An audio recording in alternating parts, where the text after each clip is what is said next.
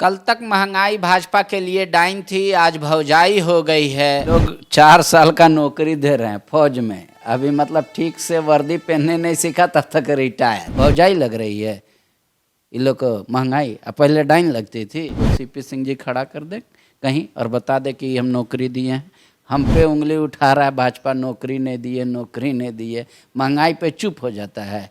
अब कल तक महंगाई भाजपा के लिए डाइन थी, आज भौजाई हो गई है। अगर राज्य के मुख्यमंत्री हेमंत सोरेन इस बात को पूरे दमखम के साथ कह रहे हैं तो मैंने सोचा क्या बदलते रिश्ते में कुछ बदला है। वही हम जानने आए हैं भाजपा के वरिष्ठ नेता सीपी सिंह जी से। सीपी सिंह जी, हमको हेमंत जी बोले ना कि वो जनसंघ से पुराने नेता है, वो बात ठोस और ओरिजिनल कहेंगे। बोले कि लोग 2 करोड़ नौकरी पर साल देने का बोला था और 8 दूनी 16 करोड़ होता है। 2 साल कोरोना में 4 करोड़ ऐसी कर देना तो 12 करोड़, 50% मेरे तरफ से डिस्काउंट देना, मतलब 6 करोड़। और हमको बोले कि कुछ और डिस्काउंट तुम अपने तरफ से दे देना। तो मेरा दिल बड़ा है, हम 10 करोड़ दिए। बोले 6 करोड़ आदमी को सीपी सिंह जी खड़ा कर दे कहीं और बता दे कि हम नौकरी दिए हैं। हम पे उंगली उठा रहा है भाजपा, नौकरी नहीं दिए, नौकरी नहीं दिए। महंगाई पे चुप हो जाता है। अब भौजाई लग रही है इन लोग को महंगाई। अब पहले डाइन लगती थी। देखिए, सबसे पहली बात तो ये है कि जो नौकरी का जहाँ तक सवाल है तो 10 करोड़ लोगों को खड़ा करना प्रैक्टिकल है क्या? देखिए, विभिन्न विभागों में नौकरियां हो रही हैं और मुझे इसलिए पता चलता है कि हमारे रांची के ही बहुत से लोग वो आते हैं फॉर्म में सिग्नेचर कराने के लिए कि मैं इनको विगत इतने दिनों से जानता हूँ। अब 10 वर्ष से जानते हैं कि 5 वर्ष से जानते हैं कि 20 वर्ष से जानते हैं, तो उसमें नाम पता अपना भर के सिग्नेचर करके मुहर लगा के देते हैं। उससे पूछते हैं कि भाई कहाँ नौकरी लगी, तो रेलवे में लगा है। कहाँ लगा, तो पोस्ट ऑफिस में लगा है। कहाँ लगा, तो दूरसंचार विभाग में लगा है। अलग अलग विभागों की नौकरियों के लिए हमारे पास लोग ये प्रमाण पत्र लेने के लिए आते हैं। मैं नहीं कहता कि 2 करोड़ की बात होती है तो 2 करोड़ का मतलब 2 ही करोड़ हो सकता है, 2.25 करोड़ भी लगा होगा। हो सकता है कि 2 करोड़ से कम भी लगा होगा। लेकिन इतना बात तो मैं डंके की चोट पर कह सकता हूँ कि नौकरियां भी लगी है और लोगों को रोजगार भी मिला है। आप आज के बाद किसी भी बैंक में जाइए और उससे पूछिए कि क्या उसने मुद्रा लोन दिया है। पहले की राज्य सरकारों में 10,000 रुपया का भी लोन लेने के लिए जूते घिस जाते थे, गारंटर नहीं मिलता था और 50,000 तक की राशि बिना किसी गारंटर के आपको बैंक से लोन मिल रहा है ताकि आप छोटे छोटे कार्य कर सके, रोजगार पा सके। देखिए, सिर्फ नौकरी ही मायने नहीं रखता, रोजगार भी मायने रखता है। और माननीय मोदी जी तो बराबर कहते हैं। हेमंत जी भी तो कर रहे हैं कि सुअर पालन करो, मुर्गी पालन करो, ऐसी करो, तो बोलते भाजपा वाला मेरा मजाक उड़ाता है, मीम बना के फेसबुक पे डाल देता है। नहीं, देखिए, ये तो बेकार बात है कि भाई सुअर पालन करो। देखिए, आप कहें या ना कहें, सुअर पालन लोग तो कर ही रहा है ना, मुर्गी पालन भी कर रहा है, भेड़ बकरी भी पालन कर रहा है।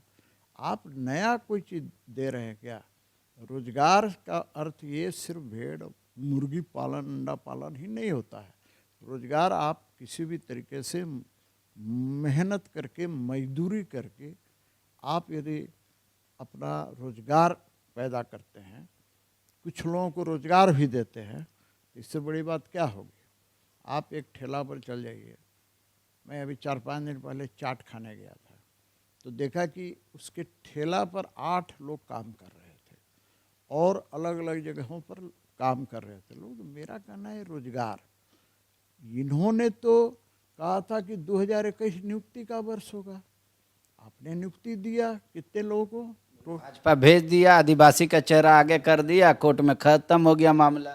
मैं, अरे भैया कोई कोर्ट में जाए, चाहे आदिवासी जाए, चाहे मूलवासी जाए, बाहरी जाए, भीतरी जाए, इससे मतलब नहीं है।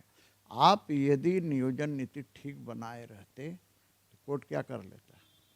कोर्ट तो इसलिए किया ना कि आपने दोहरी नीति अपनाई। आपने उर्दू को तो शामिल कर लिया, लेकिन हिंदी को और इंग्लिश को गायब कर दिया।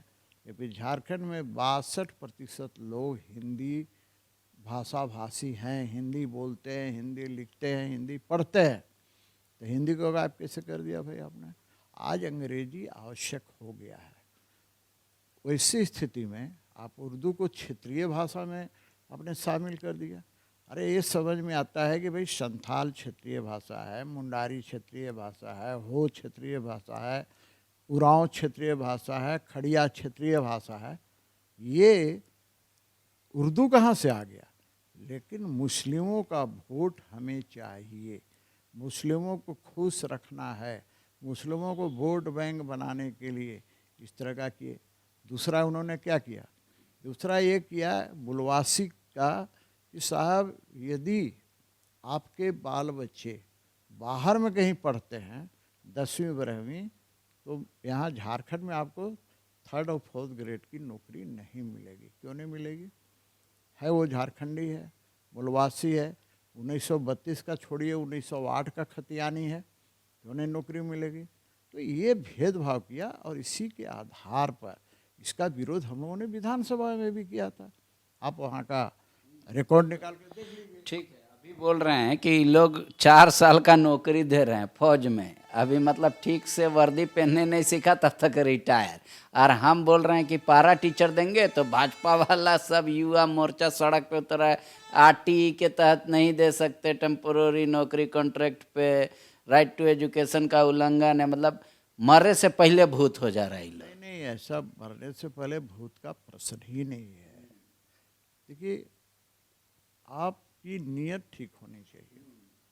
नीयत ठीक नहीं है ना, नीयत ठीक रहती तो आपके 3 साल में मात्र 357 लोगों को नौकरी आपने दिया, 357 का ही नौकरी दिया आपने। कोडरमा में जवाब दिया हेमंत जी ने, कहे कि भाजपा वाला 21 साल में ऐसा सिस्टम को सड़ा दिया, गला दिया, बदबू आ रहा था, साफ करने में जो वक्त लग रहा है उस लिए अब पूरा सब चीज़ ठीक हो जाए।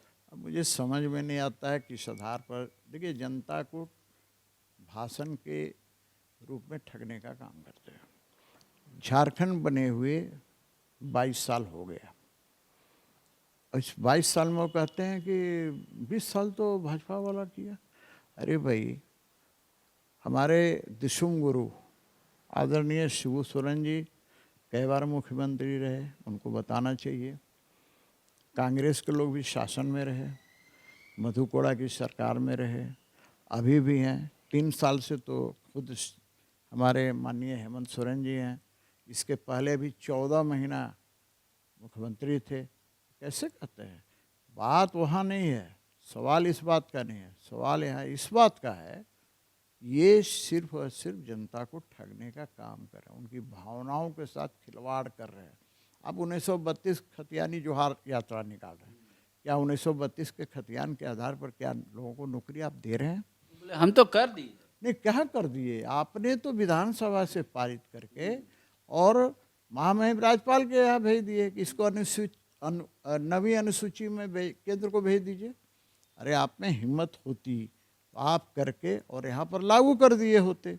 केंद्र को भेजने की क्या ज़रूरत थी? 1932 का खतियान लागू कीजिए या 1908 का लगाइए। आपको यहीं पर करके और उसी के आधार पर नियोजन नीति बना करके लोगों को नौकरी देना शुरू कर देते तो वाहवाही करते, मैं भी आपकी पीठ थपथपाता। देखिए, आप अच्छा काम कीजिएगा जरूर पीठ थपथपाएंगे, आप गलत काम कीजिएगा तो निश्चित रूप से उसकी आलोचना भर्त्सना करेंगे और भरपूर करेंगे। गिरिडीह में मुख्यमंत्री पूछे कि 400 रुपया में सिलेंडर माथा पे उठा के भाजपा वाला घूमता था, 1100 रुपया सिलेंडर का दाम है। बोल रहे एक रत्ती नहीं बोल रहा है। ये लोग भौजाई का रिश्ता हो। एक बात मुझे बताइए, मैं तुलना वैसे नहीं करता हूँ, मैं तुलना ऐसे करता हूँ कि भाई जब लोगों का वेतन बढ़ सकता है। छठा आयोग के बाद अब 7वां आयोग चल रहा है। जब जो जमीन झारखंड बनने के पहले आप यदि 10,000 रुपये डिसमिल खरीदे थे, आज वही जमीन 2 लाख रुपये डिसमिल बिक रहा है, तो बड़ा मज़ा आ रहा होगा। वहाँ तो नहीं दिखते हैं कि नहीं साहब ये तो महंगाई बढ़ गई है। तो भाई जिसको मजबूरी है वो खरीदने के लिए खरीद रहा है। लेकिन आप देखेंगे तो साहब आज से 5 साल पहले जो वेतन था लोगों का, क्या वही वेतन है? क्या वेतन नहीं बढ़ा? क्या मकान का रेंट नहीं बढ़ा? क्या आपने ज़मीन या फ्लैट खरीदने का रेट, सर्किल रेट नहीं बढ़ाया? क्या सरकार नहीं बढ़ाई? क्या ये झारखंड सरकार कह सकती है कि हमने नहीं बढ़ाया, 2021 में बढ़ाया, फिर बढ़ा दी है? मेरा कहने का मतलब ये महंगाई के नाम पर जो इस तरह जनता को गुमराह कर रहे हैं ना, अच्छी बात नहीं है। अभी टमाटर 10 रुपये केजी मिल रहा है भाई साहब, और कोई कोई तो चिल्ला के बोलता है कि 10 रुपया में 1.25 केजी टमाटर। वही टमाटर कभी 50 रुपये, 60 रुपये, 80 रुपये केजी हो जाता है। तो जो सस्ता हो जाता है उसकी तो चर्चा कोई नहीं करता। महंगी हो जाएगी, टमाटर महंगा हो जाएगा तो भाई आप लोग भी, मीडिया के लोग भी कहेंगे ये अब टमाटर लाल हो गया। तो मेरा ये कहना है कि भाई उसकी चर्चा भी होनी चाहिए। लेकिन जहाँ तक हेमंत सोरेन जी की बात है, तो हेमंत सोरेन जी ये खतियानी जोहार यात्रा के नाम पर जनता को इसी पे गुस्सा हो जाते हैं, बोलते हैं हम भ्रमित कर रहे हैं। तो 4 उपचुनाव में कैसे जनता इन लोग को भ्रम में डाल दिया। अभी 5वां 27 तारीख को होने वाला, वहाँ भी लोग को भ्रम में मतलब पत्ते नहीं चलेगा। देखिए एक बात मैं बता रहा हूँ, उपचुनाव में जीत गए और उसके कारण आपको लग रहा है कि जनता हमारे ऊपर पूरा भरोसा कर रही है, तो ये गलतफहमी में न रहें तो बेहतर होगा। देखिए समीकरण के भाजपा का बहुत बड़ा बड़ा नेता लाइन में मेरा खड़ा है कि सर सदस्यता दिला दीजिए प्लीज।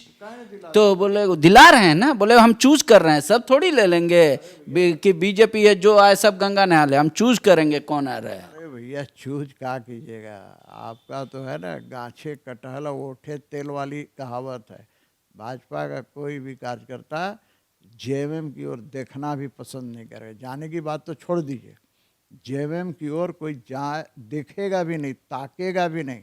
गलतफहमी में जीते हैं और ये आज से नहीं कब से कर रहे हैं। वैसा रहता तो ये मौका देख करके अब तक कर लिए रहते, लेकिन जानते हैं कि भाजपा के कार्यकर्ताओं को तोड़ना आसान नहीं है। एक आखिरी सवाल है मेरा, वो कह रहे हैं अब 30 साल तो मतलब आराम करे भाजपा, ठीक है, विपक्ष में रहे, कुछ कुछ बोलते रहे, इन लोग के पास मुद्दा तो उस समय भी नहीं रहेगा, पर हम चाहते कि विपक्ष रहे, हम विपक्ष विहीन सत्ता नहीं चलाना चाहते। ये मेरा उदारपन है, बड़ा दिल है, हृदय है, इसलिए।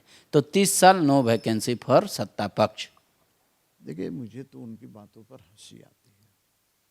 आप एक तरफ कहते हैं कि हेमंत सोरेन जी विपक्ष विहीन सत्ता नहीं चलाना चाहते हैं, तो हमारे विधायक दल के नेता माननीय बाबूलाल मरांडी जी को किस डर के कारण आज तक उन्हें विरोधी दल के नेता की मान्यता नहीं दी, ये बताना चाहिए। कोर्ट स्पीकर कोर्ट का मामला, उसमें हम कैसे इंटरफेयर? नहीं, कोई कोर्ट उट का मामला नहीं है। देखिए ये सब कोर्ट वगैरह हम लोग सब जानते हैं। गलतफहमी में मैं नहीं जीता हूँ, कोई नया विधायक आएगा ना तो उसको आप बरगला सकते हैं। मैं जानता हूँ कोर्ट क्या होता है, स्पीकर कोर्ट क्या होता है। साहब इसमें इतना दिन, वही प्रदीप यादव, मैंने विधानसभा के अंदर एक बार पूछा था कि भाई आप 2 लोग कांग्रेस में ज्वाइन किया, प्रदीप यादव और बंधु तिर्की, दोनों पदाधिकारी बन गए, जबकि उनको आप कहते हैं कि नहीं साहब ये तो निर्दलीय हैं, इनके ऊपर भी केस चल रहा है। तो भाई आप विधानसभा के अंदर एक मात्र सदस्य श्री प्रदीप यादव को जो इतना मौका देते हैं, तो मैंने क्वेश्चन किया था कि किस कांग्रेस के हैसियत से बोल रहे हैं या ये निर्दलीय की हैसियत से बोल रहे हैं। कोई जवाब नहीं मिला। देखिए मेरा स्पष्ट कहना है कि सब घाल मेल है भैया, ये सब योद्धा बोलते हैं सीपी सिंह जी स्पीकर रहे हैं और ऐसा स्पीकर रहे हैं जो हेमंत जी को कुर्सी पे बैठाएं, ठीक है। उनके शासन काल में जब जेवीएम का ये हुआ था, विधायक लोग भागा होगा था, तो कितना साल के बाद आया था निर्णय? तो बोले कि वो नहीं बोल रहे हैं भाजपा का स्पीकर करेगा तो ठीक, हमारा स्पीकर सुनवाई कर रहा है तो खराब, बोलते हैं स्पीकर सरकार से मिला हुआ है। ऐसा होता है? देखिए, मुझे गर्व है कि मैं झारखंड विधानसभा का स्पीकर रहा और मैंने न्याय किया। यदि मुझ में जरा सा भी बेमनस रहता, जरा सा भी मेरे दिल में कहीं चोर रहता, तो मैं उस समय ही सत्ता में हेमंत सोरेन को नहीं बैठने देता। लेकिन मैं कानून से चलने वाला व्यक्ति हूँ। मैं विधानसभा जाने के पूर्व सारे जो न्यायपालिका से संबंधित मामले हैं, मैंने अपने विधानसभा के जो तत्कालीन वकील हुआ करते, एडवोकेट हुआ करते थे, आज झारखंड उच्च न्यायालय के माननीय न्यायाधीश है, वो थे महाधिवक्ता, और जो लोकसभा के महासचिव रह चुके थे, मैंने उनसे राय लिया और उसके आधार पर निर्णय दिया था, जिसकी सराहना आज भी लोग करते हैं। मैं जरा सा भी यदि ये सोचता, वो स्पीकर दिनेश उरांव जी का चर्चा होता है।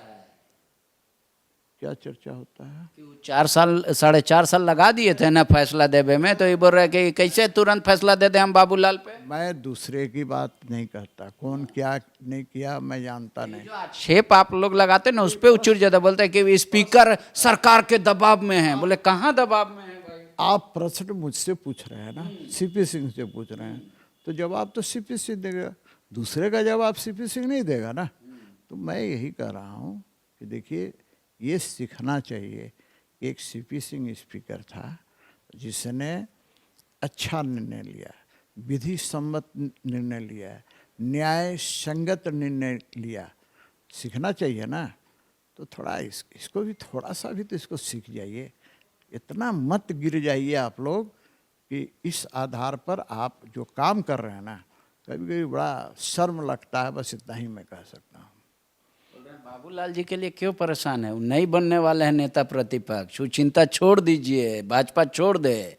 देखिए, बाबूलाल मरांडी जी हमारे भारतीय जनता पार्टी विधायक दल के नेता हैं, और जब तक हैं हमारे नेता, हम उनकी चिंता अवश्य करेंगे। मैं तो सरकार में जरा सा भी सद्बुद्धि है तो उन्हें अविलंब, बिना विलंब किए हुए विधायक दल के नेता का दर्जा प्रदान करें, विपक्ष का नेता घोषित करें। और इसलिए मैं बार बार कहूँ, जरा सा भी नैतिकता बची है तो करें, और नैतिकता नहीं बची है तो मुझे कुछ नहीं कहना। शुक्रिया। तो सीपी सिंह जी को लगता है कि वर्तमान सरकार में नैतिकता नहीं है। बोले कई एक उदाहरण है, लिहाजा हमारे काम का तुलना, मतलब केंद्र के काम, सरकार के काम की तुलना राज्य सरकार से कदापि नहीं की जा सकती।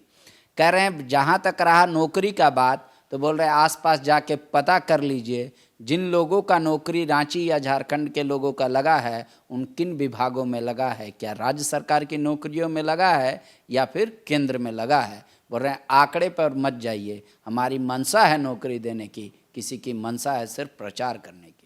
बायोम ने दिए हैं नीट 2022 के Jharkhand toppers. Class 8, 9, 10, 11th and 12th के स्टूडेंट्स के लिए आ गया है बायोम टैलेंट रिवॉर्ड एग्जामिनेशन, जहां उड़ान एडमिशन स्कॉलरशिप में पाएं up to 1.25 crore discount and up to 100% scholarship in classroom programme along with cash prize and reward. बायोम, हीनू एवं नगरा टोली, रांची।